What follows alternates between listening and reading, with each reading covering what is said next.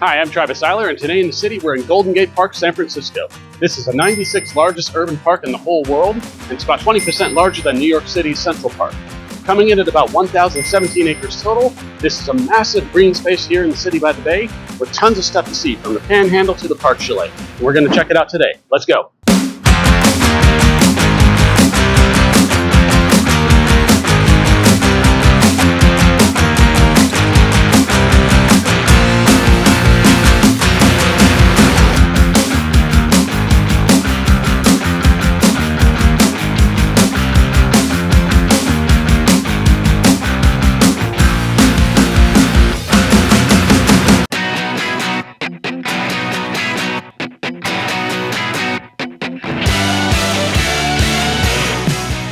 Golden Gate Park is the centerpiece of the city by the bay and was established in 1870.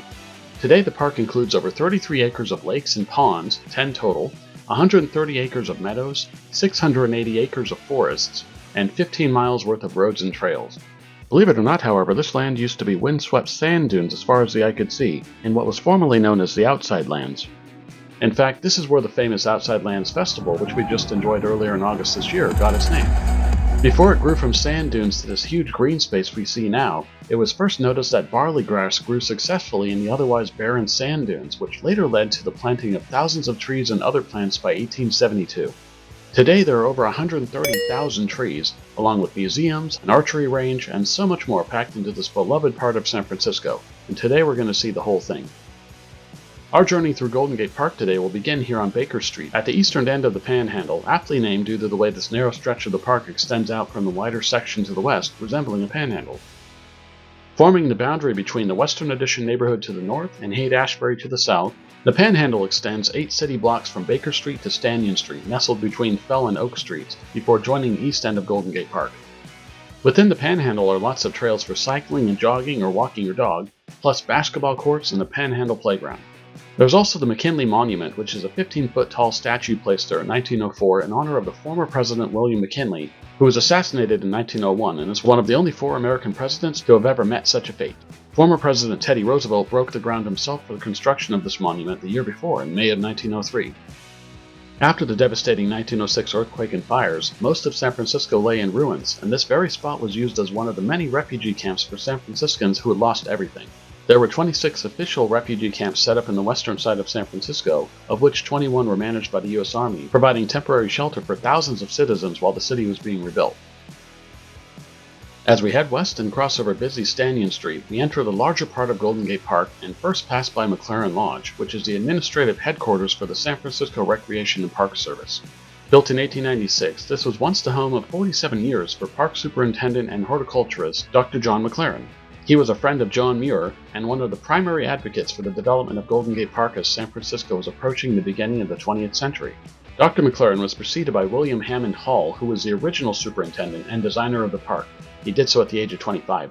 This main section of Golden Gate Park is bordered by Lincoln Way to the south and Fulton Street to the north, and stretches from Stanyan Street all the way out to the Great Highway in the Pacific Ocean.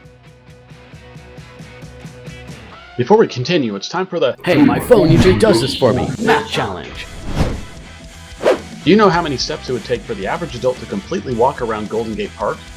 If we simplify and say that the average adult covers 3 feet per step while walking and the distance around Golden Gate Park is approximately 8.75 miles total, how many steps would it take to complete this ambitious walk, given that 1 mile is equal to 5,280 feet? Bonus points if you can also determine how much time it would take and how many total calories it would consume as well. Stick around for the answer later in the show because nothing goes dogs like that. It feels like you're running at an incredible rate, Harry. Moving west along John F. Kennedy Drive, aka the JFK Promenade, we enter Robin Williams Meadow, a course named after the late Bay Area star. In and around here are the Sharon Art Studio, Kezar Stadium at the southeast end of the park, the Lawn Bowling Greens and Clubhouse, the National AIDS Memorial Grove, Hippie Hill, and the Lisa and Douglas Goldman Tennis Center with 16 full-size tennis courts as well as 5 smaller courts. In fact, these courts just won the U.S. Tennis Association's prestigious Facility of the Year award for 2023. You can easily use up an entire day with just the things there are to do here on the eastern end of the park. There's also Correct Children's Playground and Carousel, which is credited as one of the first public playgrounds in the U.S., founded originally as the Sharon Quarters for Children. The carousel is cool and was part of the 1939 Treasure Island World's Fair, and maybe one day they'll bring back Rabbitville. No kidding, they used to have a rabbit village here. Then just to the northwest is the Conservatory of Flowers, with sprawling flower gardens, picnic and relaxation spaces, Dahlia Garden, Remember When, also known as the Love Blocks, Cosa de Vent, or Compass Rose in English, in the center of the Conservatory Valley. Inside the Conservatory of Flowers itself, we step into several different simulated biomes, with each containing rare or endangered plants from around the world. There are galleries for lowland plants, then also the highlands, the potted plant gallery, not that kind of pot, and the aquatics gallery. Hi, how are you? This Victorian greenhouse was constructed in 1879 and is the oldest structure in Golden Gate Park, with the central dome rising approximately 60 feet high. Admission is free for locals, so I come here a lot, especially if it's cold outside. This is just one of the many places in the park you'll want to make sure you visit if you love botany, or just smelling flowers. As we proceed further west along the JFK Promenade, we pass the skate area, as well as the ping pong tables and other games or attractions set up along this route, before we reach one of the central points of interest here in Golden Gate Park, the Music Concourse.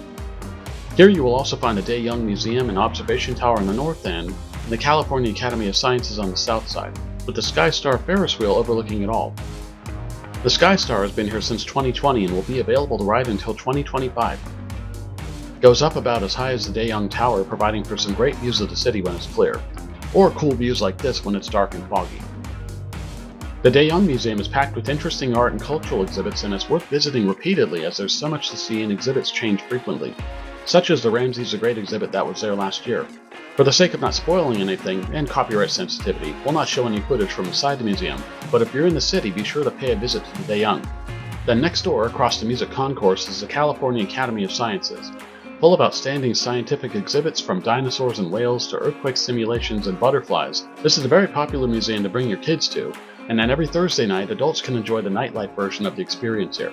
Picture a nightclub where you learn and experience cool things all night long and have drinks with other science fans and listen to music, and it's a lot like that.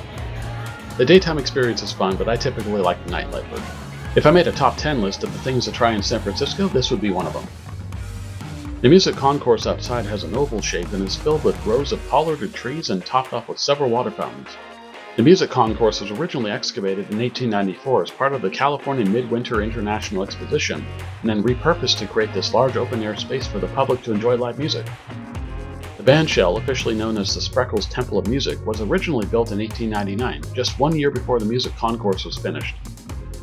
Despite taking heavy damage in the 1906 earthquake, this structure has been rebuilt and expanded upon over the years to give us what we see today. Musicians from Luciano Pavarotti to the Grateful Dead have performed here throughout the years, and it remains a popular place for live concerts.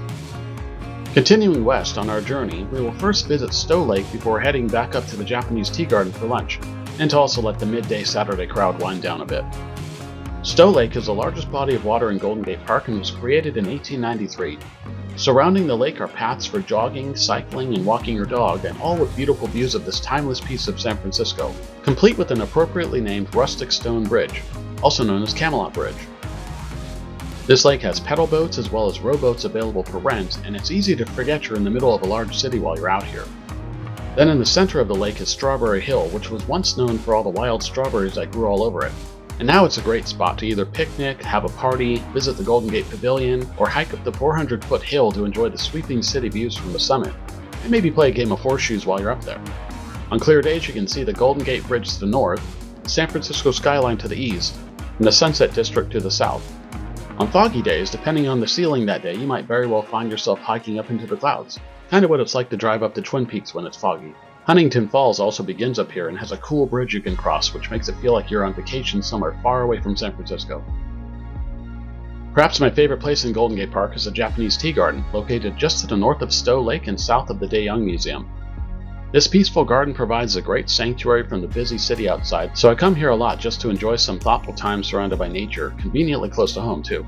Originally built as a Japanese village exhibit for the California Midwinter International Exposition in 1894, it was afterward developed into a permanent Japanese tea garden by Makoto Hagewara. This is the oldest Japanese tea garden in the US, and within these walls you'll find walking paths, stepping stones, a waterfall, pagoda buildings, although they're under renovation lately, koi ponds, a statue of the Buddha and stone lanterns throughout the garden, a manicured Zen garden, the famous arched drum bridge, Then, of course, the Central Tea House, where thousands of visitors each week stop by for a great selection of teas, udon, and snacks, all within this beautiful and tranquil setting. There's also a gift shop from which I've acquired several nice teacups that I use all the time.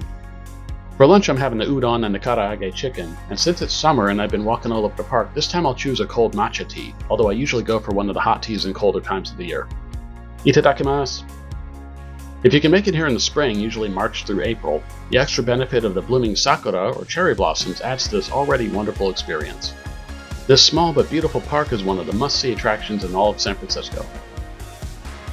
Well, that's enough for now. This concludes part 1 of our Golden Gate Park tour. It's just too big of a park to do in one show. Stay tuned for the second part of the show coming up soon.